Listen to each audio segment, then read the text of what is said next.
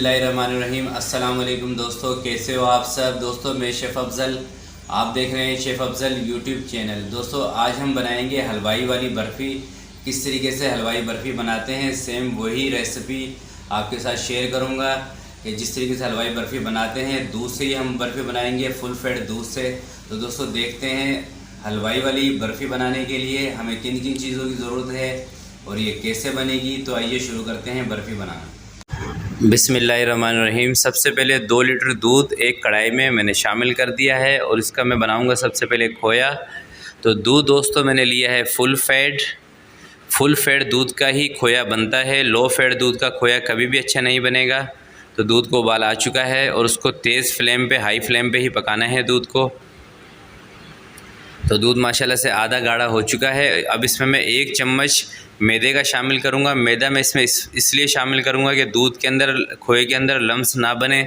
जो बर्फ़ी का खोया होता है वो थोड़ा सा अलग होता है और कलाकंद का खोया है वो अलग होता है। तो जो बर्फ़ी का खोया है उसके अंदर दाना नहीं होना चाहिए। तो ये देखें, ये नॉर्मल मैदा है, 1 चम्मच मैंने लिया है, ये इसके अंदर मैं शामिल कर दूँगा ताकि खोए के अंदर दाना ना बने, ये बर्फ़ी का खोया तैयार हो। तो इसको खोए को बना लेते हैं। तो माशाल्लाह से खोया हमारा तैयारी पे। थोड़ी साइडें इसकी मैंने साफ़ की हैं ताकि जल ना जाए साइडों से। तो अब इसके अंदर हम चीनी शामिल करेंगे। चीनी दोस्तों हमने इसमें शामिल करनी है 200 ग्राम। 2 किलो दूध के अंदर खोया बनेगा, तकरीबन 300 ग्राम खोया बनेगा और उसमें 200 ग्राम चीनी बेस्ट है। अगर जो आपके पास पाउडर चीनी है, आइसिंग शुगर है, फिर आप थोड़ी सी ज़्यादा इसमें एक्स्ट्रा ऐड कर लीजिएगा। अगर जो दानेदार आपके पास चीनी है तो 1 कप यानी कि 200 ग्राम चीनी काफ़ी है बर्फ़ी बनाने के लिए। तो अब इसमें मैं चीनी शामिल करने लगा हूँ। जब आपने खोए के अंदर चीनी शामिल करनी है तो फ्लेम बिल्कुल ज़ीरो पे कर दीजिएगा, बिल्कुल लो फ्लेम कर दीजिएगा। इस वक्त जो फ्लेम है वो मैं बिल्कुल कम कर देता हूँ ताकि चीनी का जो क्रिस्टल है, दाना है, वो ख़त्म हो जाए। और यही तरीका है बर्फ़ी बनाने का। और अब इसको हम पकाएंगे कम से कम 10 से 15 मिनट तक, मीडियम टू लो फ्लेम पे। जब तक चीनी का क्रिस्टल ख़त्म होगा तो हमने बिल्कुल कम चूल्हा करना है। जैसे चीनी का क्रिस्टल ख़त्म हो जाएगा तो चूल्हा ज़रा सा खोल दीजिएगा। और चम्मच दोस्तों आपने इसमें प्रॉपर चलाते रहना है। बर्फ़ी जब भी आपने पकानी है तो चम्मच इसमें प्रॉपर चलाइएगा, इसके अंदर हाथ नहीं रोकना आपने। सारे कामों से फ्री होकर बर्फ़ी बनानी है इस तरीके से, ताकि इसके अंदर जो दाने वगैरह हों वो ख़त्म हो जाए। दाने वाली बर्फ़ी का बिल्कुल भी मज़ा नहीं आता है खाने में। तो देखिए माशाल्लाह से पक के इसको तकरीबन 10 से 12 मिनट हो चुके हैं। अब ये इस फॉर्म में आ चुकी है, इतनी थिक हो चुकी है। मगर थोड़ा सा इसको मैं और पकाऊंगा जब तक कि थोड़ा पैन को ना छोड़ दे। उसके बाद हम इसको चूल्हे से नीचे उतारेंगे अपनी बर्फ़ी को। और इसका जो गैस है, फ्लेम है, उसका मैं आपको बता दूं, तेज़ गैस में बर्फ़ी बिल्कुल भी नहीं पकेगी। इसके अंदर उबाल नहीं आना चाहिए। इतने कम चूल्हे पे आपने बर्फ़ी को पकाना है। जितना कम आप चूल्हे पे पकाएंगे दोस्तों उतनी ही अच्छी और मज़े की बर्फ़ी बनेगी। ये मेरी बात याद रखिएगा। बर्फ़ी की ये टिप बहुत ही अहम है जो कि आपको कोई भी नहीं बताएगा। खोए की असल बर्फ़ी आपको हल्की आंच पे ही पकानी पड़ेगी। खोया आप तेज़ आंच पे पकाइएगा और बर्फ़ी हल्की आंच पे। तो अब इसको मैंने चूल्हे से नीचे उतार दिया है। अब इसको ठंडा करेंगे। तो देखें जैसे चूल्हे से मैंने उतारा है तो ये इसने पैन को छोड़ दिया था। इस तरीके से ज़रा सी इलायची इसमें ऐड कर लेते हैं। ये ऑप्शनल है, आप चाहें तो इसमें ऐड कर दें वरना कोई मसला नहीं है।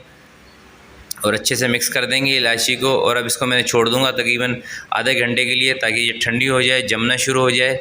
फिर इसको हम एक ट्रे में, एक बर्तन में निकालेंगे जमाने के लिए। तो अच्छे से मैं इलायची मिक्स कर दूँ इसमें। अब इसको मैं छोड़ देता हूँ तकरीबन आधे घंटे के लिए। तो माशाल्लाह से आधा घंटा हो चुका है, बर्फ़ी हमारी जमने वाली हो रही है। तो अब इसको मैं एक बर्तन में जमाने के लिए मैं निकाल रहा हूँ। इस तरीके से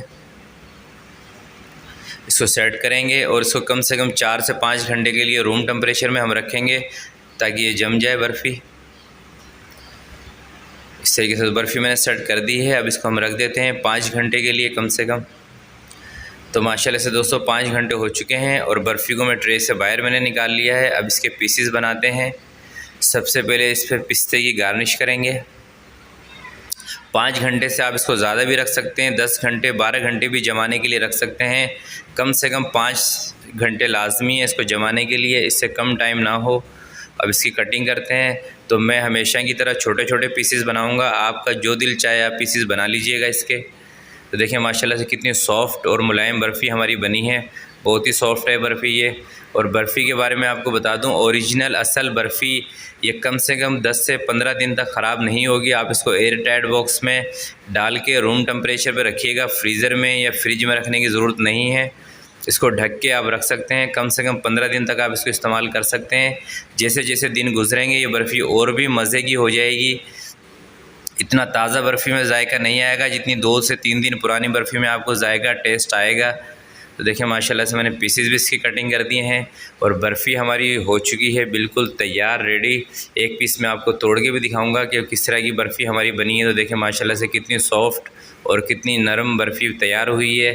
तो दोस्तों ये थी आज की मेरी वीडियो, आपको कैसी लगी ज़रूर अपना फ़ीडबैक दीजिएगा और वीडियो अच्छी लगे तो इसको लाइक और शेयर ज़रूर कीजिएगा। अपना बहुत बहुत ख्याल रखिएगा, अपने वालिदैन का ख्याल रखिएगा। अल्लाह हाफ़िज़।